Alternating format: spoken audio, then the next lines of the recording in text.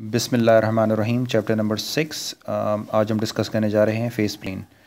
और face plane में जो हमारा मेन आर्टिकल है वो बेसिकली नल क्लाइन है। ये नल क्लाइन क्या होता है, ये फेस प्लेन एनालिसिस किसे कहते हैं, ये हम डिस्कस करते हैं। ये थोड़ा सा इसका इंट्रोडक्शन देख लेते हैं, कुछ हेल्पफुल होगा आपके लिए introduction. In this chapter we will discuss 2 dimension non linear system. तो अगर आपको याद होगा तो चैप्टर नंबर 5 में हमने 1 dimension non linear system 1 dimension linear system को 2 डायमेंशन लीनियर सिस्टम को डिस्कस किया था हमने। इस चैप्टर के अंदर हम 2 डायमेंशन नॉन लीनियर सिस्टम को डिस्कस करेंगे। The main setting in which we will study the system is by analysing the face plane. हमारा मेन ऑब्जेक्टिव ये होगा कि हम फेस प्लेन के थ्रू, अब ये फेस प्लेन क्या चीज़ है आपको लास्ट सेशन में बताया था, यानी जो फेस पोर्ट्रेट होता है उसी को हम फेस प्लेन कहते हैं। यानी फेस प्लेन के ऊपर उस सिस्टम की बनने वाली ट्रेजेक्ट्रीज जो हैं वो बेसिकली कहलाती हैं आपके पास फेस प्लेन या फेस पोर्ट्रेट। तो हम करेंगे क्या इसके अंदर, इस चैप्टर के अंदर ये जो 2 डायमेंशन नॉन लीनियर सिस्टम है इसके हम फेस पोर्ट्रेट बनाया करेंगे या फेस प्लेन बनाएंगे, और फेस प्लेन के थ्रू हम उस सिस्टम को एनालिसिस करेंगे। यानी मेन ऑब्जेक्टिव ये है कि हम इस सिस्टम को एनालिटिक नहीं बल्कि क्वालिटेटिवली देख रहे हैं। तो ये बात लिखी है, these techniques will be almost qualitative हमारा काम होगा। Considering that the general shape of the long term behaviour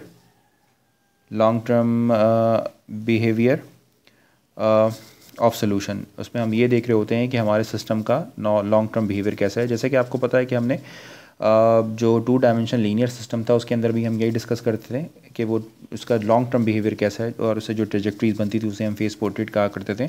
तो यहाँ पर भी हमारा मेन कंसर्न यही क्या होगा, हमारा यही कंसर्न होगा कि the general shape of long term behaviour, यानी टी अप्रोचेस टू इन्फिनिटी के लिए उस सिस्टम की ट्रेजेक्ट्रीज कैसे बनेंगी। The basic strategy in analyzing the phase plane is to first identify the point where the solution trajectory must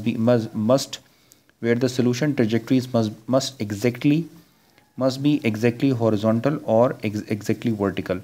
तो हमारा main objective क्या होगा, स्ट्रेटजी क्या होगी, इसको एनालाइज करने के लिए हम क्या करेंगे, हम वो पॉइंट आइडेंटिफाई करेंगे कि जहाँ पर या वो पॉइंट या वो लाइंस जो है वो पॉइंट या वो लाइंस दोनों हो सकती हैं, पॉइंट भी हो सकती है, लाइंस भी हो सकती हैं, कर्व भी हो सकते हैं।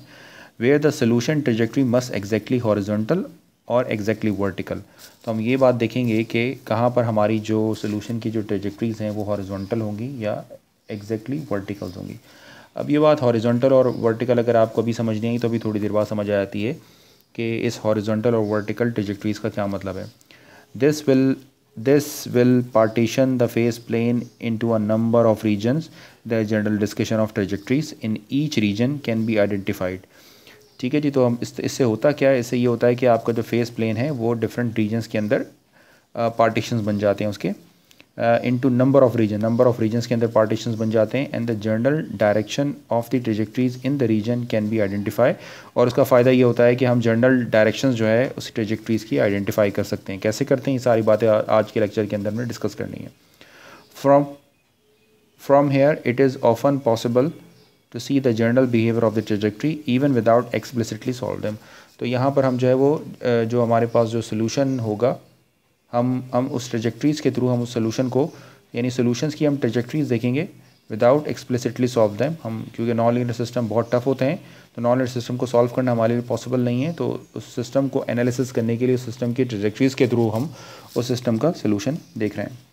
अच्छा जी, the face plane and trajectories कौन कौन सी, फॉर एग्जांपल ये एक नॉन लीनियर सिस्टम है, x1 dash is equal to f1 x1 comma x2 and x2 dash is equals to f2 x1 and x2। ठीक है, ये बेसिकली आपके पास एक system of non linear equations हैं, यानी लेफ्ट हैंड साइड के ऊपर डेरिवेटिव्स हैं और राइट हैंड साइड के ऊपर जो है वो बेसिकली कोई भी फंक्शन हो सकता है।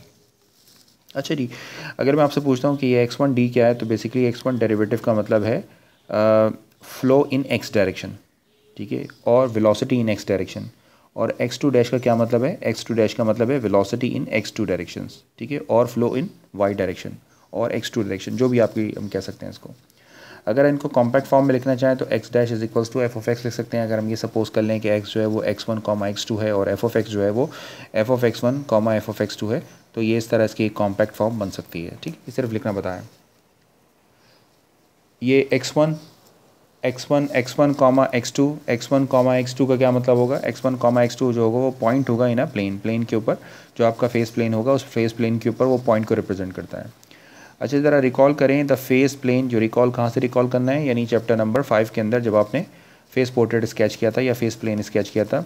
Recall that the face plane is a plane with coordinate x1 and x2। अगर प्रॉब्लम के अंदर x1 डैश और x2 डैश का करें तो ऑफकोर्स वो फेस प्लेन जो है वो x1 और x2 उसके कोऑर्डिनेट्स हो जाएंगे। And the trajectory is obtain by, और उसकी जो ट्रेजेक्ट्रीज हैं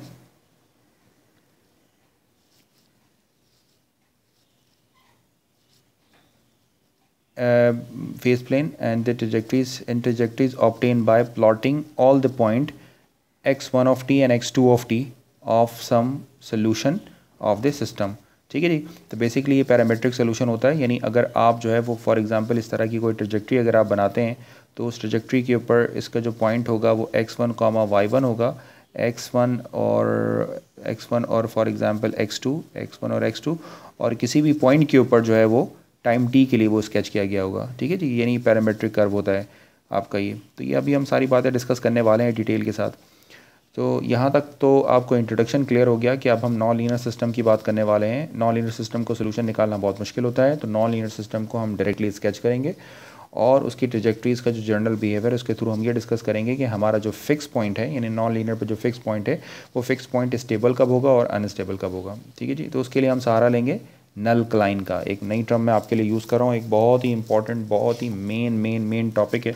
जिस तरह चैप्टर नंबर 5 के अंदर फेस पोर्ट्रेट एक बहुत ही इंपॉर्टेंट और बहुत ही मेन टॉपिक हुआ करता था, इसी तरीके से इसके अंदर नल क्लाइन जो है, नल क्लाइन बेसिकली एक वो बहुत ही मेन टॉपिक है किसी नॉन लीनियर सिस्टम को। और अभी आप देखेंगे कि इस टॉपिक को सीखने के बाद आप बड़ी आसानी के साथ किसी भी नॉन लीनियर सिस्टम को विदाउट सॉल्व किए हुए आप उसका सोल्यूशन देख सकेंगे। अच्छा, नल का मतलब तो आपको पता है ज़ीरो के इक्वल होता है, बट क्लाइन जो वर्ड है ये इसकी बड़ी सारी चीज़ें मिलती हैं, बड़ी सारी एक्सप्लेनेशन मिलती है। इसमें से एक एक्सप्लेनेशन ये है कि ये बेसिकली दो वर्ड का सम है, बेसिकली सर्कल एंड लाइंस। तो चूँकि इसके अंदर डिफरेंट लाइन से बन रहे होते हैं या डिफरेंट कर्व बन रहे होते हैं, तो बेसिकली हो सकता है कि इसी वजह से इसको क्लाइन, बट मैं इसके लिए कोई श्योर नहीं हूँ। बट रिसर्च पेपर्स के अंदर जो है इसको नल क्लाइन यूज़ किया जाता है, तो मैंने एग्जैक्टली सेम टर्मिनोलॉजी यहाँ पर यूज़ की है। और बस ये मैं आपको यहाँ पर आपकी नॉलेज में ले आऊँ कि क्लाइन का मतलब होता है सर्कल प्लस लाइन, और ज़्यादातर यहाँ पर सर्कल या लाइन या कर्व से ही होता है, तो इसलिए मे बी इसको इसलिए कहते हैं। अच्छा जी, the boundaries are called nullclines. जो बाउंड्रीज होती हैं वो नल क्लाइंस। अब कौन सी बाउंड्रीज होती हैं? फॉर एग्जांपल अगर आपके पास एक डिफरेंशियल इक्वेशन है x dot is equal to something और x dot y dot is equal to something, तो x dot is equal to 0 करने से जो इक्वेशंस बनेंगी और y dot is equal to 0 करने से जो इक्वेशंस बनेंगी, वो जो बाउंड्रीज होती हैं उन बाउंड्रीज को हम कहते हैं नल क्लाइन। ये क्या होती हैं अभी हम डिस्कस करते हैं। एक बात और याद रखना है कि x नल क्लाइंस का क्या मतलब होता है, is the set of point where x dash और x dot is equal to 0। x dot का मतलब होता है flow in the direction of x axis, यानी x डायरेक्शन में अगर किसी चीज़ की वेलोसिटी 0 होगी, x डायरेक्शन में अगर वेलोसिटी को 0 कर दिया जाए तो उसको हम कहते हैं x नल क्लाइन।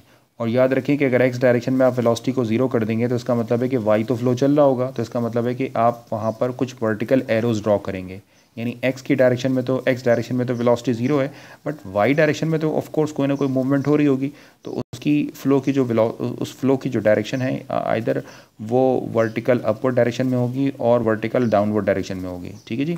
तो ये क्या शो करता है, यानी एक्स नल क्लाइन का क्या मतलब है, जहाँ पर x डॉट 0 के इक्वल हो, ये शो करता है कि इंडिकेट फ्लो प्योरली वर्टिकल। ठीक है, ये जो फ्लो है प्योरली वर्टिकल है। इसी तरीके से वाई नल क्लाइन का मतलब है कि डिफरेंशियल इक्वेशन में अगर y डैश डी 0 के इक्वल हो तो इसका मतलब ये है कि उसकी y वाली डायरेक्शन की जो वेलोसिटी है वो 0 हो गई, बट फ्लो x की डायरेक्शन में मूव कर रहा होगा। तो इस तरह की जो फ्लो होता है उसको हम कहते हैं कि इंडिकेट फ्लो प्योरली हॉरिजॉन्टल। इस तरह का फ्लो प्योरली हॉरिजॉन्टल होता है।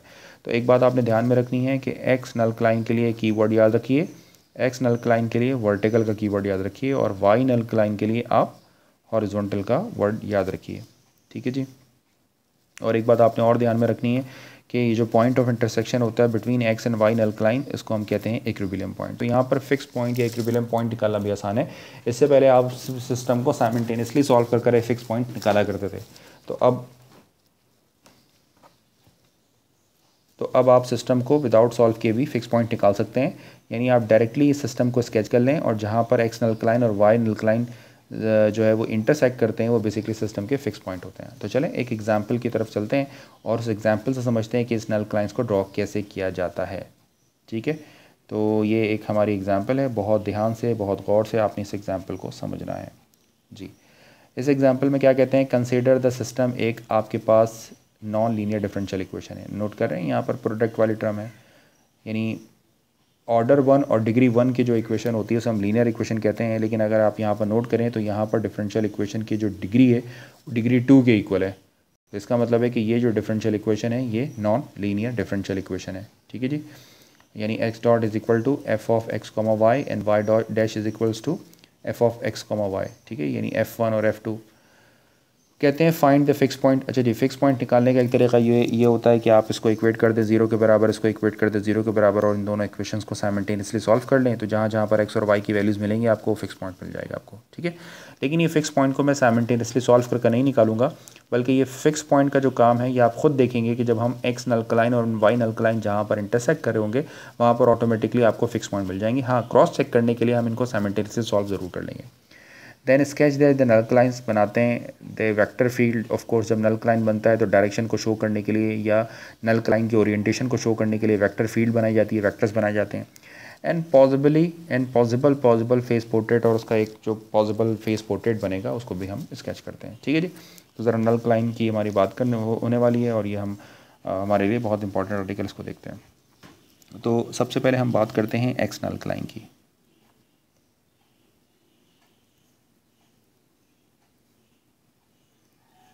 तो सबसे पहले हम स्केच करते हैं एक्स नल क्लाइन।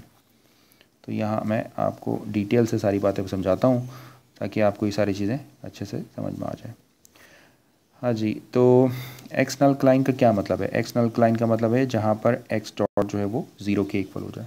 ठीक है, तो एक्स डॉट 0 के इक्वल होने का क्या मतलब है? एक्स डॉट 0 के इक्वल होने का मतलब ये है कि इस इक्वेशन के अंदर जो है वो एक्स माइनस एक्स वाई जो है वो 0 के इक्वल हो जाएगा। जो अब इक्वेशन आपके पास गिवन है, मान लें ये इक्वेशन नंबर 1 है और ये इक्वेशन नंबर 1 है और ये इक्वेशन नंबर 2 है। मैं इनकी नंबरिंग नहीं कर रहा हूँ।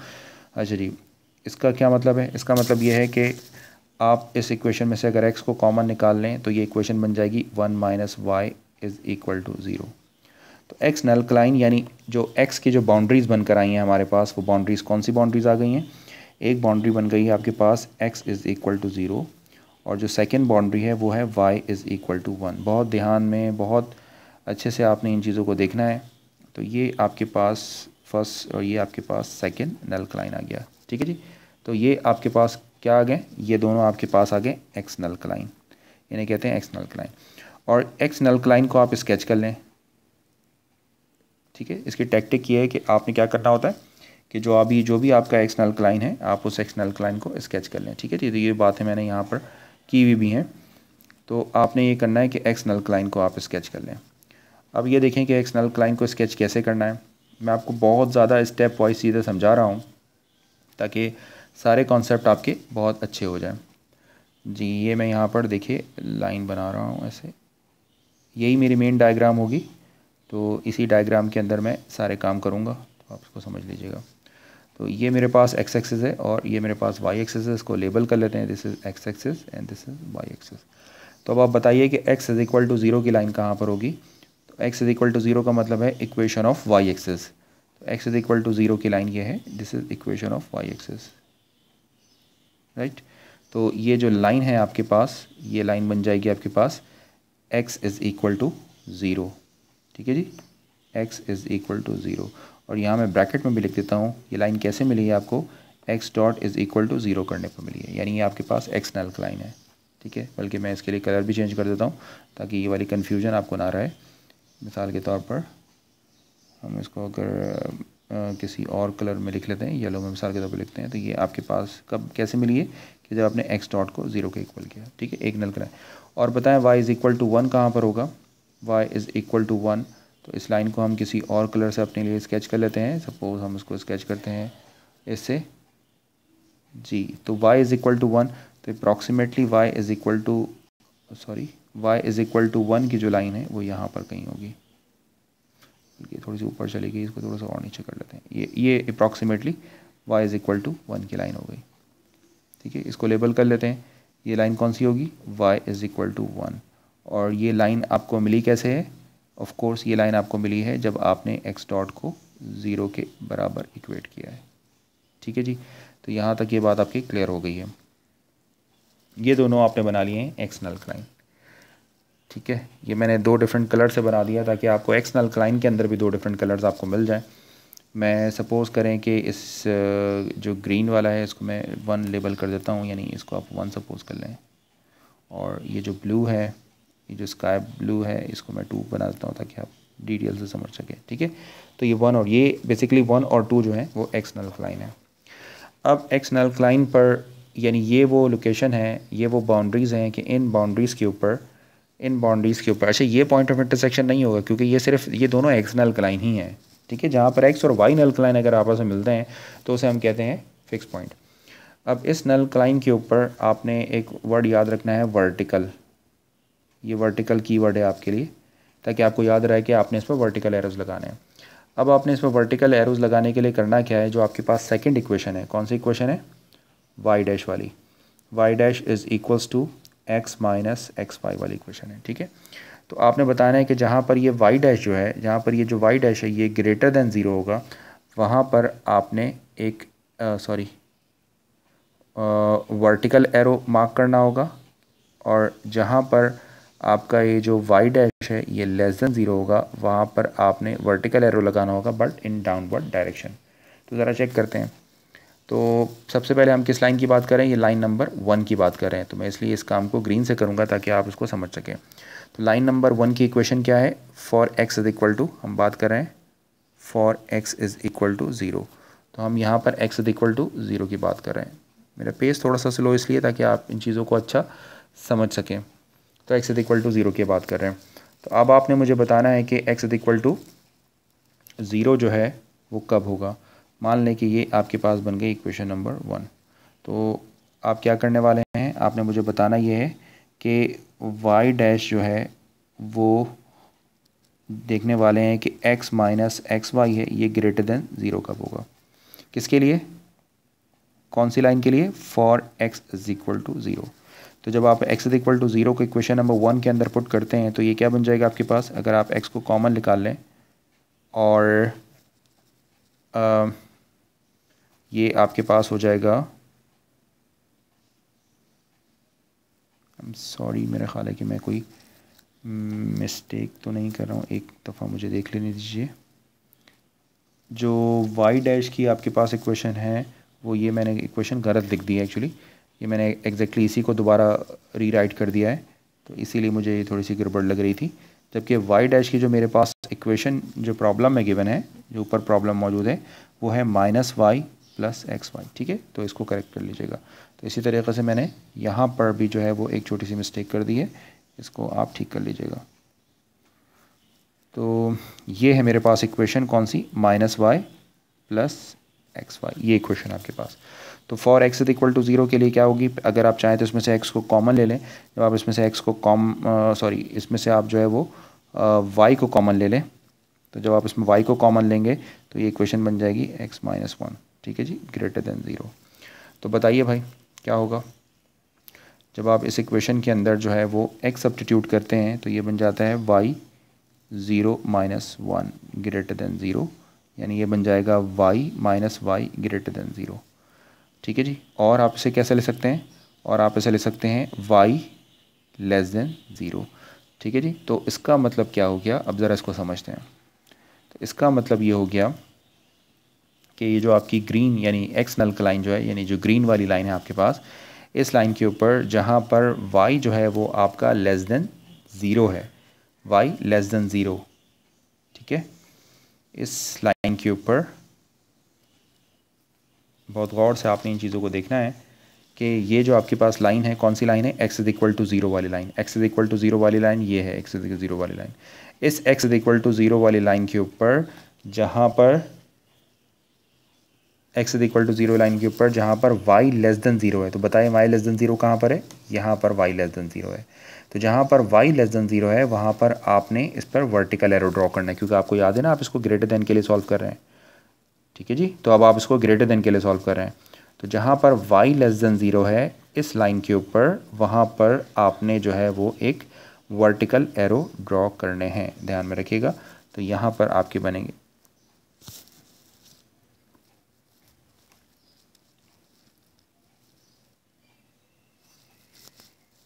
चले चाहे तो लिख भी लें इसको ताकि ये बात आपकी कन्फ्यूजन ख़त्म हो जाए।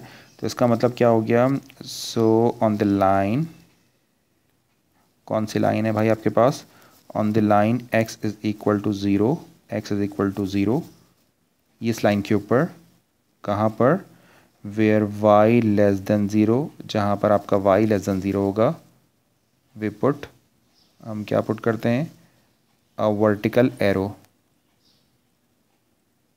अ वर्टिकल एरो, एक वर्टिकल एरो लगाते हैं जिसकी डायरेक्शन क्या होगी, on upward direction, upward direction, ठीक है। तो इसका मतलब है कि यहाँ पर मुझे वर्टिकल एरो लगाने होंगे। यहाँ पर ये देखें, ये सारा रीजन जो है ये x, ये y लेस देन 0 के लिए था, तो यहाँ पर मुझे वर्टिकल एरो ड्रॉ करने होंगे, ठीक है। ये मैं एक प्रॉब्लम को तो बहुत डिटेल से बता रहा हूँ, ऑफ कोर्स सारी प्रॉब्लम को डिटेल से नहीं बताया जा सकेगा, तो उनको हम थोड़ी सी और स्पीड से करेंगे। अब ज़रा हम बात करते हैं, ये तो हमने बात की है y डैश ग्रेटर देन 0 के लिए, ठीक है। अब हम बात करने वाले हैं कि जहाँ पर y डैश, वहाँ पर y डैश जो है वो लेस देन 0 हो जाए, यानी y डैश बराबर है -y प्लस XY, इसको लेस देन 0 के लिए आपने दिखाना है। तो आप इसको किस तरह लिख सकते हैं, जी जनाब, कैसे लिख सकते हैं इसको, इसको आप लिख सकते हैं y को अगर कॉमन निकाल लें उसी तरीके से ये x -1 हो जाएगा, ये लेस देन 0 हो जाएगा। और हम यहाँ पर किसके लिए बात कर रहे हैं, कौन सी लाइन के लिए बात कर रहे हैं, हम बात कर रहे हैं for x is equal to 0। तो x इज़ इक्वल टू 0 के लिए ये बन जाएगा आपके पास 0 -1 लेस देन 0, और इसका क्या मतलब होगा, इसका मतलब होगा -y लेस देन 0, और फाइनली इसका क्या मतलब होगा, y ग्रेटर देन 0। तो इसको आप यूँ भी लिख सकते हैं, इसको भी मैं, इस पॉइंट को भी आपको लिखवा देता हूँ। हाँ जी, इस पॉइंट को कैसे लिखेंगे आप, कि कौन सी लाइन आपके पास, so on the line, on the line, कौन सी लाइन है, अभी आप x इज़ इक्वल टू 0 वाली लाइन की बात कर रहे हैं, जहाँ पर वेयर y ग्रेटर देन 0, तो वहाँ जहाँ पर y ग्रेटर देन 0 होगा, हम क्या करने वाले हैं, we put a vertical arrow, या वर्टिकल एरो कह लें या वर्टिकल वेक्टर कह लें, किस डायरेक्शन में, ऑफ कोर्स यहाँ पर हम बात करेंगे डाउनवर्ड डायरेक्शन में,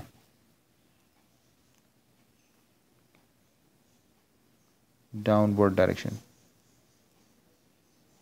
डाउनवर्ड डायरेक्शन।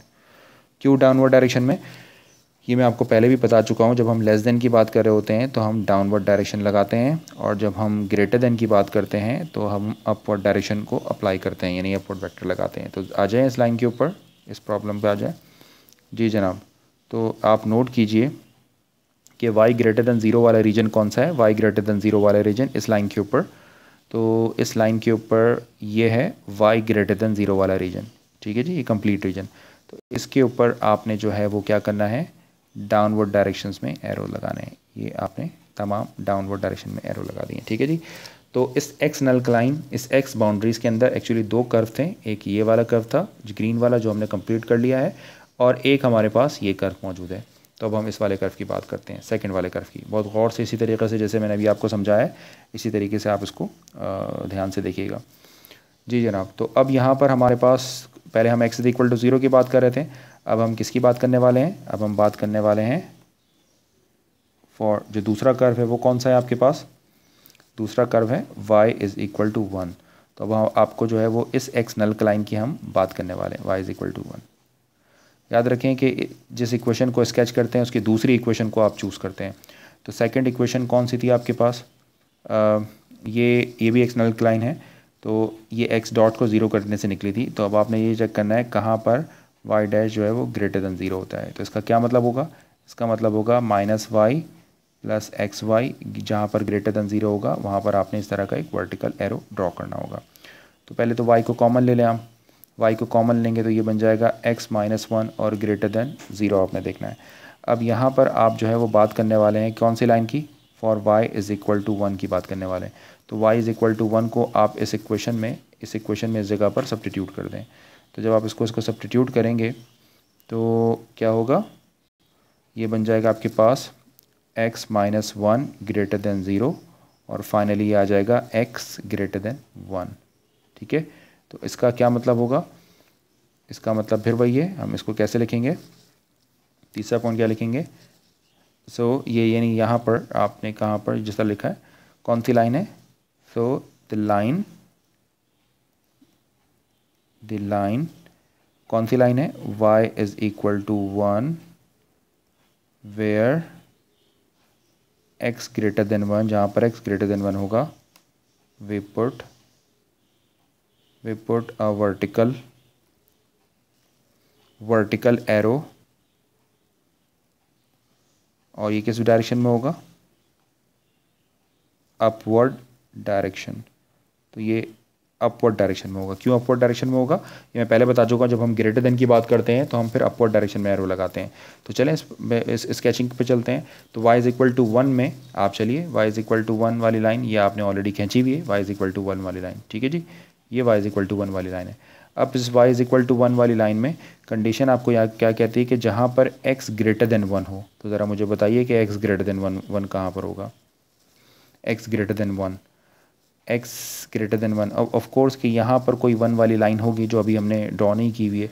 तो अभी अपनी आसानी के लिए हम ये सपोज़ कर लेते हैं कि एक लाइन बना लेते हैं और हम ये कहते हैं कि किसी और पहले एक और कलर से हम लाइन बना लेते हैं।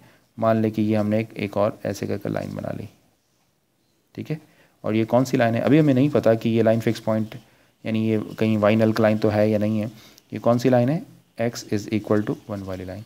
ठीक है, तो प्रॉब्लम में क्या कहना है, आपसे क्या कहते हैं कि वेयर x ग्रेटर देन 1, जहाँ पर x ग्रेटर देन 1 होगा वहाँ पर आपने ये वर्टिकल एरो लगाना होगा इस लाइन के ऊपर। ठीक है जी, तो ये है आपके पास लाइन और ये आपके पास लाइन है और इस लाइन के ऊपर ये वाला जो रीजन है यहाँ पर जो है वो आपके पास, ये मैं नंबर 2 को यहाँ से रिमूव कर देता हूँ क्योंकि अब आप समझ गए हैं ये बात।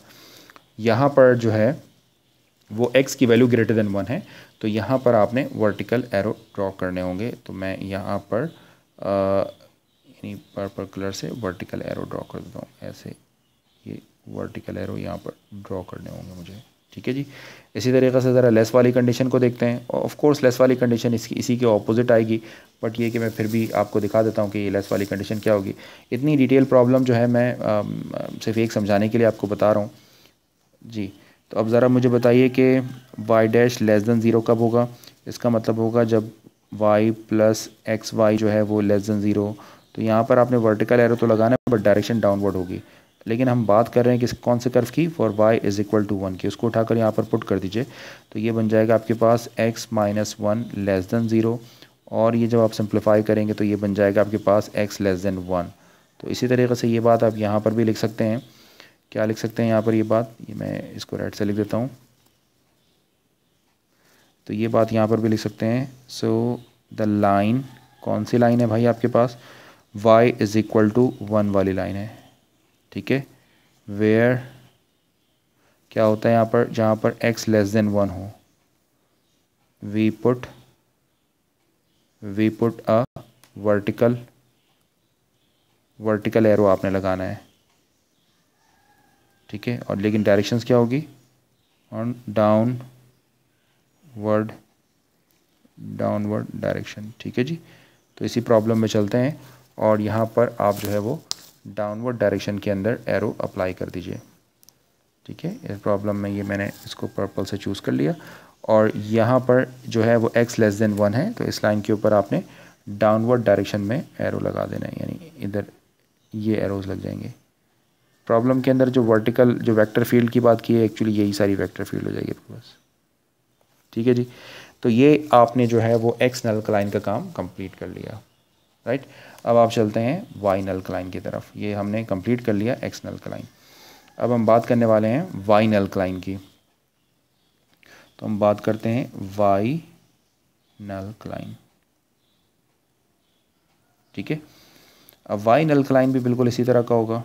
Of course y null line कैसे मिलता है आपको बताएं, वाई नल क्लाइन मिलता है जब आप वाई डैश को ज़ीरो के बराबर कर लेते हैं। तो जब आप वाई डैश को ज़ीरो के बराबर करते हैं इसका मतलब है minus Y plus x y is equal to zero हो जाएगा। अब अगर आप इसके अंदर से y को कॉमन ले लेते हैं, y को कॉमन लेते हैं तो ये बन जाएगा x minus y is equal to zero. तो अब आपके पास दो इक्वेशंस आ गई, एक इक्वेशन बनी y is equal to zero और दूसरी इक्वेशन आ गई x is equal to one. तो आपने ध्यान में रखना है कि ये जो दो इक्वेशन है आपके पास, ये कौन सी इक्वेशन है, ये इक्वेशन आपके पास y नल क्लाइन की इक्वेशन है। तो जो भी नल क्लाइन की इक्वेशन होती है वो सबसे पहला काम क्या होता है, इसको तो आपने स्केच करना होता है। तो ये आप सेम डायग्राम के ऊपर स्केच करेंगे।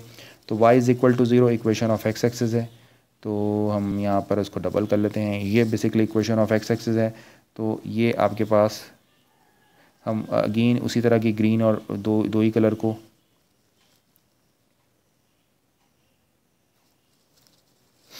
जी अगेन मैं जो है इसके लिए वही ग्रीन कलर यूज़ कर लेता हूँ। मिसाल के तौर पर एक तो आपके पास ये इक्वेशन आ गई, ये बन गई इक्वेशन, इसी को डबल कर लेते हैं ऐसे, ठीक है जी। अच्छा जी, ये इक्वेशन इस इक्वेशन को अगर आप लेबल करेंगे तो ये इक्वेशन है कौन सी, ये इक्वेशन है आपके पास y is equal to zero, ठीक है, इक्वेशन ऑफ x एक्सिस। लेकिन ये बताएं कि ये इक्वेशन आई कैसे आपके पास, ये इक्वेशन आती है आपके पास जब आप y डॉट को ज़ीरो के बराबर करते हैं, ये नहीं आपका y नल क्लाइन है, ठीक है जी। और दूसरी इक्वेशन क्या थी, दूसरी इक्वेशन है आपके पास x is equal to one, और ये देखें x is equal to one तो हम पहले से ही ड्रॉ कर रखे हुए हमने, तो हम इसको भी ब्लू से कर लेते हैं क्योंकि हमें पहले तो नहीं पता था, पहले तो हमें इस लाइन का आइडिया नहीं था। ये तो प्रॉब्लम में ये कह रहे थे कि x ग्रेटर देन वन के लिए वर्टिकल एरो आपने ड्रॉ करना है, तो हमने ड्रॉ कर दिया था। इसीलिए पहले ये होता है कि आप दोनों कर्व के यानी तमाम एक्स नल क्लाइन या वाई नल क्लाइन को डायरेक्टली स्केच कर लें ताकि आपको आइडिया हो जाएगा। क्योंकि आइडिया क्यों, इससे एक आइडिया ये भी होता है कि अगर जैसे ये अगर वाई नल क्लाइन है ना और ये एक्स नल क्लाइन है, ये देखें जब एक दूसरे को इंटरसेक्ट करते हैं ये, तो ये जो एरोज़ हैं इनकी डायरेक्शन ऑटोमेटिकली बदल जाती है, तो फिर आपको इतनी मेहनत करने की ज़रूरत नहीं पड़ती। लेकिन ये कॉन्सेप्ट थोड़ा सा डिफ़िकल्ट था तो मैंने कहा कि इसको मैं आपको डिटेल से बता देता हूँ कि ये चीज़ कैसे होती है। तो ये बेसिकली जो अभी आपने एक इक्वेशन बनाई है इसको मैं दोबारा हाईलाइट कर देता हूँ। तो ये जो आपके पास इक्वेशन है x is equal to one, तो ये इक्वेशन कौन सी इक्वेशन है और ये इक्वेशन कैसे आई, ये इक्वेशन आई है y dot is equal to zero से। तो ये बेसिकली आपके पास दो नल क्लाइन की इक्वेशन हो गई है, ठीक है जी। तो पहले तो हम बात करते हैं x is equal to zero, ज़रा इस वाली लाइन को फोकस में रखिएगा। तो x is equal to zero वाली इक्वेशन को देखते हैं। तो अब आपने देखना है कि x is equal to Y nullcline में x is equal to zero, जी जनाब। तो पहले हम बात करते हैं y is equal to zero वाली इक्वेशन की बात करते हैं। तो हम ये देखना चाह रहे हैं कि हमने y इज़ इक्वल टू, अच्छा यहाँ पर भी शॉर्ट फॉर्म आप क्या याद रखिएगा, हॉरिजॉन्टल याद रखिएगा, क्योंकि यहाँ पर आपने लेफ़्ट या राइट वाले एरोस लगाने होते हैं, ठीक है। तो हम बात करते हैं इस लाइन के लिए for y is equal to zero.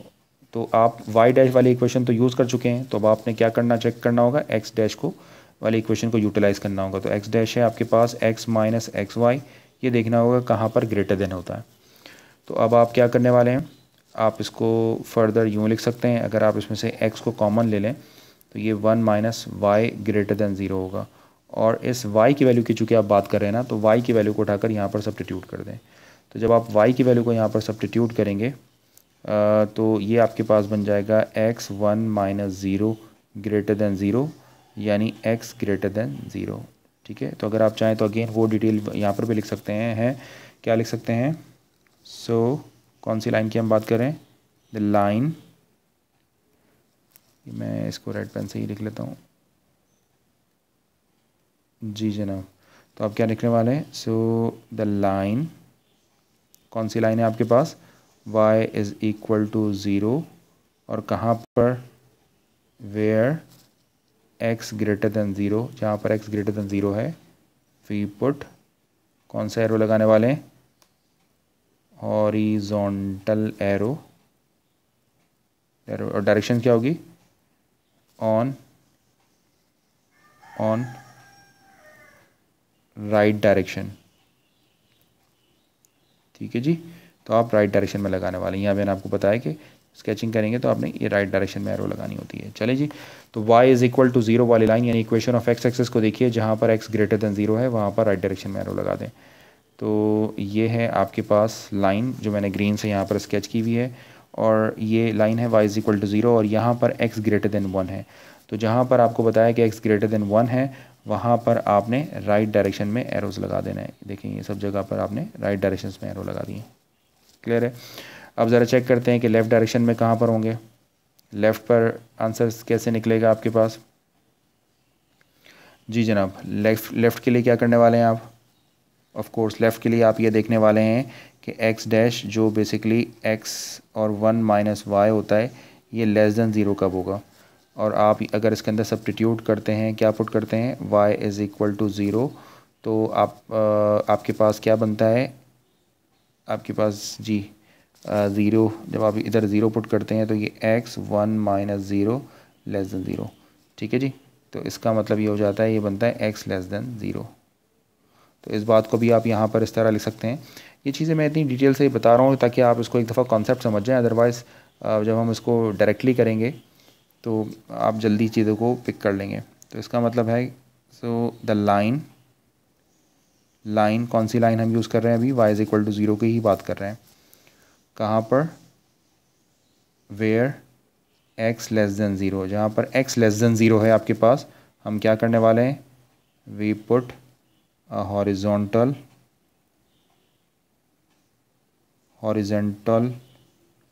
Arrow किस डायरेक्शन में, ऑन लेफ़्ट डायरेक्शन। ठीक है जी, हम लेफ़्ट डायरेक्शन में एरो लगाने वाले हैं, यानी यहाँ पर जो हम लेफ़्ट लेस दैन 0 की बात करते हैं तो लेफ़्ट डायरेक्शन में हमने एरो लगाना होता है। तो चले हम अपनी लाइन पर चलते हैं और देखते हैं कि x लेस दैन 0 कहाँ पर है। तो x लेस दैन 0 कहाँ पर है, ज़रा देखिए, ये होगा x लेस दैन 0 इस लाइन के ऊपर। तो यहाँ पर आपने लेफ़्ट डायरेक्शन में एरोज़ लगाने हैं। वैसे जब ये डायरेक्शन चेंज हो रही हो तो आप ये भी बात समझ जाइएगा कि ये यकीनन कोई ना कोई फिक्स पॉइंट होगा आपके पास। खैर, तो अब आपने जो है वो इस लाइन का काम कर लिया। ये आपके पास फर्स्ट वाई नल लाइन था, जो सेकंड वाई नल लाइन है वो बेसिकली ये है आपके पास y इज़ इक्वल टू 0। अब ज़रा देखते हैं कि इस डायरेक्शन पर, यानी इस पर डायरेक्शंस कैसे निकालनी होगी आपने। जी जनाब, अब चलते हैं अपनी दूसरी लाइन की तरफ। तो बताइए भाई, दूसरी लाइन कौन सी है आपके पास? वाई नल लाइन के लिए क्या निकली है आपके पास दूसरी लाइन? जी जनाब, सेकंड लाइन आपके पास कौन सी है? अभी हमने बात की है यहाँ पर, फिर से देख लें हम यहाँ पर y इज़ इक्वल टू 0 की बात की है। ठीक है, y इज़ इक्वल टू 0 की बात की है, और जो हमारे पास सेकंड है वो है x इज़ इक्वल टू 1। तो अब हम बात करने वाले हैं x इज़ इक्वल टू 1। तो ये बन गया for x is equal to 1 को हम ज़रा देखने वाले हैं। ठीक है, और चूँकि हम बात कर रहे हैं वाई नल लाइन की, तो हमने यहाँ पर चेक करना होगा कहाँ पर x डैश जो है वो ग्रेटर दैन 0 होता है। और x डैश बेसिकली है क्या? जी जनाब, x डैश क्या था? ये था x और 1 माइनस वाई। आपने देखना है कहाँ पर ये ग्रेटर दैन 0 होगा, जहाँ पर ग्रेटर दैन 0 होगा उस लाइन के ऊपर आपने जो है वो ये वाला एरो मार्क कर देना है, यानी राइट डायरेक्शन में एरो लगा देना है। लेकिन आप कौन सी लाइन के लिए देखना चाह रहे हैं? For x is equal to 1। तो x इज़ इक्वल टू 1 को जब आप यहाँ पर सब्स्टिट्यूट करेंगे तो ये बन जाएगा 1 माइनस वाई ग्रेटर दैन 0। और अगर आप इसको सिंप्लीफाई करेंगे तो ये बन जाएगा 1 ग्रेटर दैन वाई, और फाइनली ये बन जाएगा y लेस दैन 1। तो इसके लिए हम बात क्या लिखने वाले हैं, नोट क्या लिखने वाले हैं? हम ये लिखने वाले हैं ऑन द लाइन, कौन सी लाइन है भाई? On the line x is equal to 1 वाली लाइन है। और कहाँ पर? वेयर y लेस देन 1, जहाँ पर y लेस देन 1 होगा हम क्या करते हैं, वे पुट, कौन सा एरो लगाते हैं? Horizontal arrow. और किस डायरेक्शन में? On right direction. तो राइट डायरेक्शन में आप इस एरो को पुट करते हैं। तो चले अपनी लाइन के ऊपर चलते हैं, और जहाँ पर y लेस देन 1 है वहाँ पर आपने राइट डायरेक्शन में एरो लगाना है। तो बताइए y लेस देन 1 कहाँ पर है? ये y इज़ इक्वल टू 1 है, तो ये जो पूरी लोकेशन है यहाँ पर y लेस देन 1 है। तो y लेस देन 1 पर आपने जो है वो राइट डायरेक्शन में एरो मार्क करने हैं। तो y लेस देन 1 पर आप राइट डायरेक्शन में एरो मार्क करेंगे। ये इस तरह आपने राइट डायरेक्शन में, सॉरी मैं इसको कलर पर्पल ही ले लेता हूँ, ये आपने इस तरह राइट डायरेक्शन में एरो मार्क कर लिए सारे। ठीक है जी, अच्छे से समझ में आ रहा है आपको? ये सारी लोकेशन में y लेस देन 1 है। अब आखिरी पॉइंट रह गया आपके पास, ये देखना चाहते हैं कि कहाँ ग्रेटर देन है, तो वो भी आप यहाँ पर देख लें। मुझे पता है कि स्क्रीन स्क्रॉल होने से आपको शायद थोड़ी सी प्रॉब्लम हो रही हो, लेकिन डिटेल से आपको समझाने के लिए ही करना बहुत ज़रूरी है। आखिरी बात हम करने वाले हैं कि जहाँ पर x जो है वो basically x minus 1 over y है, लेस देन 0 होगा, वहाँ पर आपने लेफ़्ट डायरेक्शन में एरो मार्क करना होगा। तो अब आप बताइए कि for x is equal to 1 के लिए क्या होगा। x इज़ इक्वल टू 1 के लिए बन जाएगा 1 माइनस वाई लेस देन 0, यानी ये होगा 1 लेस देन y, और हम इसको लिख सकते हैं y ग्रेटर देन 1। और फाइनली यही स्टेटमेंट मैं एक दफ़ा और बिल्कुल लास्ट टाइम में लिखने वाला हूँ, और इसके बाद मैं किसी भी प्रॉब्लम में इसको नहीं लिखने वाला हूँ। क्या करने वाला हूँ आखिरी में, on the line x is equal to 1 वाली लाइन को आपने देखना है, और कहाँ पर देखना है, किस लोकेशन पर, वेयर y ग्रेटर देन 1, जहाँ पर y ग्रेटर देन 1 हो। हम क्या करते हैं, we put a horizontal arrow on, अब किस डायरेक्शन में लगाएंगे, लेफ़्ट डायरेक्शन। क्यों लेफ़्ट डायरेक्शन में लगाएंगे, ये बात आपके समझ आ गई होगी, क्योंकि मैं चूँकि लेस देन के लिए इसको देख रहा हूँ, तो लेफ़्ट डायरेक्शन में लगाना होगा। ठीक है जी। तो इस लाइन पर जहाँ पर x इज़ इक्वल टू 1 वाली लाइन पर y ग्रेटर देन 1 है, वहाँ पर लेफ़्ट डायरेक्शन में एरो लगेगा। तो y ग्रेटर देन 1 यहाँ नज़र आ रहा है आपको, इस लाइन के ऊपर y ग्रेटर देन 1 ये है। तो यहाँ पर अब आपने जो है वो लेफ़्ट हैंड डायरेक्शन में एरो मार्क करना होगा। ये आपने लेफ़्ट डायरेक्शन में, मैं इसको भी पर्पल कलर से मार्क करना चाह रहा हूँ।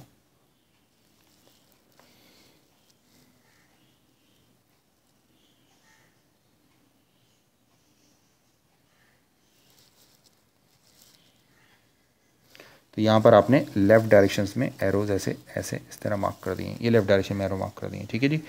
अच्छा जी, तो यहाँ पर एक तो ये कि आपको फ़िक्स पॉइंट का आइडिया हो गया होगा, नहीं हुआ तो मैं आपको बताता हूँ। देखिए ये जो है एक्स डॉट वाली लाइन एक ये, और ये वाई डॉट वाली लाइन, जहाँ पर एक्स नल्कलाइन और वाई नल्कलाइन आपस में मीट करते हैं, ये बेसिकली फ़िक्स पॉइंट भी होता है। ठीक है, इसको वेरीफाई करके भी देखेंगे साइमल्टेनियसली। इसी तरीके से ये देखिए, ये है y dot is equal to 0 और ये x dot is equal to 0, तो यहाँ पर भी एक्स और वाई डॉट मीट करते हैं, तो ये दो बेसिकली फ़िज़िकल पॉइंट जो हैं वो आपके पास फ़िक्स पॉइंट भी होंगे। तो ये तो बन गई आपके पास ट्रैजेक्टरीज़ की डायरेक्शंस। तो क्या आप मुझे यहाँ पर ये गैस कर सकते हैं कि अब इसकी जो फाइनल ट्रैजेक्टरी बनने वाली है वो ट्रैजेक्टरी कैसे होगी? जी, थोड़ा सा सोचें इसको। जो फाइनल हमने प्लॉजिबल एक ट्रैजेक्टरी फॉर्म करनी है, तो आपके ख़्याल में वो ट्रैजेक्टरी कैसी होगी?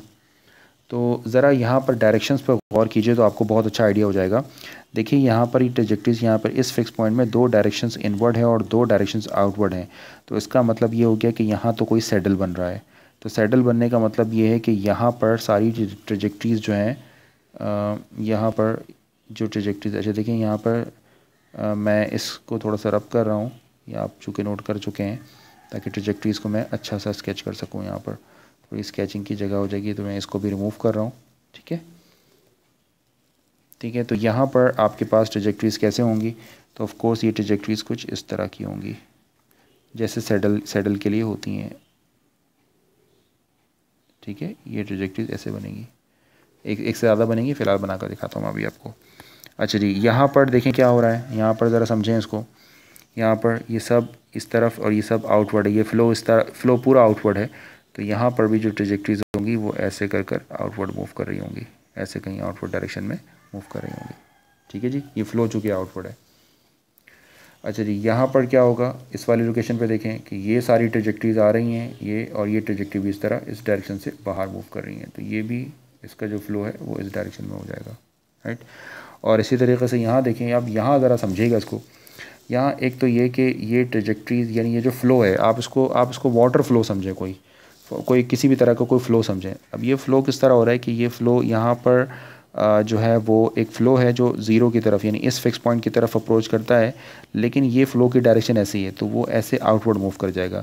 लेकिन अगेन जो फ़्लो की डायरेक्शंस हैं, वो इस तरह अपवर्ड हैं, तो वो फ़्लो ऐसे एक सर्कुलर पाथ में मूव करना शुरू कर देगा, राइट। समझ आ रही है आपको कुछ बात? ये बिल्कुल इस तरह के, जैसे ये यहाँ पर जो वेव्स हैं वो इस तरफ मूव कर रही हैं अपवर्ड। तो जैसे ही फ़्लो यहाँ पर आएगा तो यहाँ पर से जो अपवर्ड डायरेक्शन में वेव्स हैं वो उसको इस तरफ रोटेट करा देंगी। इसी तरीके से लेफ़्ट डायरेक्शन में जो वेव्स होंगी वो उसको इस डायरेक्शन में मूव करा देंगी। तो यहाँ पर नोट करें कि एक सर्कुलर मूवमेंट हो रही है, ठीक है। तो ये कुछ इस तरह की कि ये ट्रेजेक्ट्री ऐसे आ रही है और लेकिन ये इस तरह की एक सर्कुलर ट्रेजेक्ट्री का पार्ट बन जाती है, ये ऐसे मूव कर रही है, ठीक है। ये सर्कुलर ट्रेजेक्ट्री आपके पास बन रही है। अब ये हमें नहीं पता कि ये डैम्प हो रही है या नहीं हो रही है, हमें इसका आइडिया नहीं है फ़िलहाल कि ये डैम्प है कि नहीं है। ये मैं इस तरह की एक ट्रेजेक्ट्री आपके लिए और भी बना देता हूँ, ऐसे डिफरेंट ट्रेजेक्ट्रीज़ बन रही हैं ये। तो बहुत डिटेल आपको इन्फॉर्मेशन यहाँ पर मिल गई है। क्या मिल गई है कि फॉर एग्ज़ाम्पल ये जो ज़ीरो वाला पॉइंट है आपका, ये जो ज़ीरो वाला पॉइंट है ये कैसा पॉइंट होगा, ये एक अनस्टेबल फिक्स पॉइंट होगा। और जबकि ये वाला जो फिक्स पॉइंट है, फॉर एग्ज़ाम्पल ये फिक्स पॉइंट होगा कौन सा, y भी 1 के इक्वल है और x भी 1 है, यानी 1,1 वाला जो पॉइंट है ये पॉइंट एक स्टेबल फिक्स पॉइंट होगा। तो ये यहाँ पर अनस्टेबल है और यहाँ पर स्टेबल है। ये इतना ज़्यादा आपको लग रहा होगा कि एनालिटिकल वर्क मैंने किया है, आप सोच रहे होंगे कि सर अच्छा ये है कि हम प्रॉब्लम को सॉल्व कर लें। तो भाई याद रखिएगा कि ये एनालिटिकल वर्क सिर्फ़ और सिर्फ आपको समझाने के लिए किया है, क्योंकि एक बहुत ही मुश्किल सा ये टॉपिक है। तो ये मैंने आपको इस तरह कोशिश की है कि आप इसको डिटेल से समझ जाएं। तो ये बेसिकली आपके पास एक नल क्लाइन बन गया जिसमें आपने डिटेल से देख लिया कि ये सिस्टम कहाँ पर स्टेबल है और कहाँ पर एक अनस्टेबल है। अगर आप चाहें वर्ड में इसका एनालिसिस लिखना तो हम इसको भी लिख लेते हैं। पहला तो काम ये करते हैं कि हम इस पिक्चर को कट कर लेते हैं और इस पिक्चर को कट कर कर कहीं और मूव कर लेते हैं और फिर इसका एनालिसिस बनाने की कोशिश करते हैं। मिसाल के तौर पर हमने इसकी कॉपी कर ली और हम इसको मूव कराते हैं। अब यहाँ पर प्रॉब्लम ये है कि मुझे मैनुअली मूव कराना होता है, मुझे इतनी ज़्यादा इसके, अच्छा भाई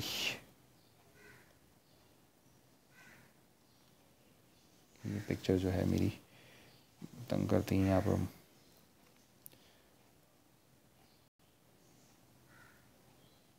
ये जो है खैर मूव नहीं कर रही, पता नहीं क्या गड़बड़ हो रही है।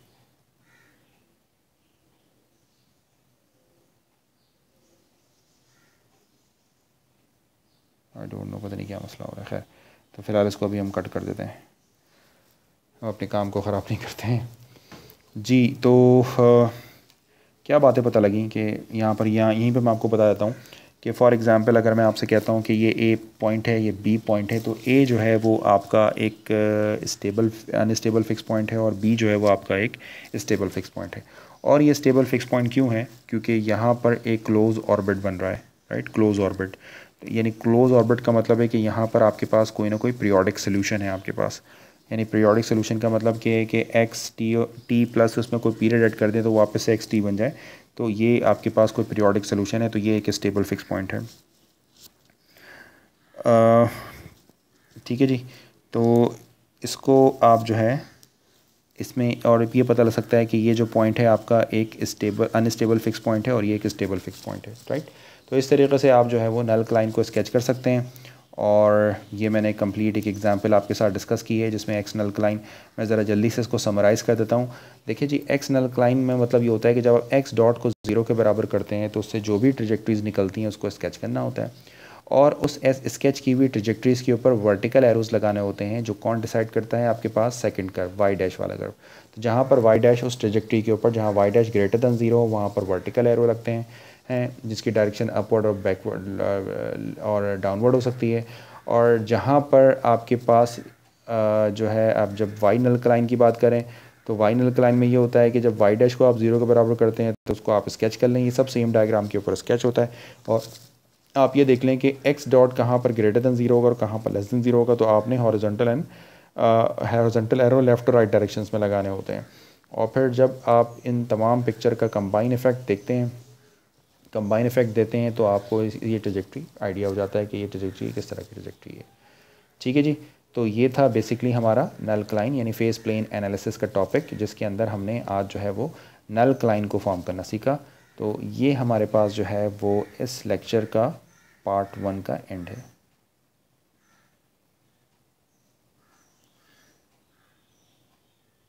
Part 1, right.